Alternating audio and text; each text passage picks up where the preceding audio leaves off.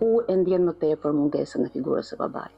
Atëherë po e nis nga fondi, mungesa më e madhe është mungesa e një zëri burrëror në shtëpi, e këshillës së babait që dihet ka peshën e vet dhe në një farë mënyre kur ti krijon marrëdhënie të tilla që ai është autoriteti parsor në familje, atëherë mungon ajo pesha e fjalës. Megjithatë, do të tregoj një episod të vogël pasi u bën të 40 e tim shoqe. Unë marrë të 2 fëmijët, deri në ato momente e kisha mbajtur patentën si aksesor në portofol, dhe nuk e kisha përdorur.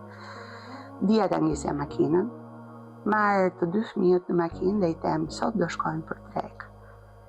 Dihet që në një qytet të vogël, pasi është kaq shkurt mbasi ka ndodhur një fatkeqësi në familje dhe ti të dalësh si grua bashkë me fëmijët vetëm, duket sigur kush e di se çfarë po bën sakrilegj në ato momente. Dhe të parat që e shprehen këtë kanë qenë prindërit e mi, që unë e dua fort.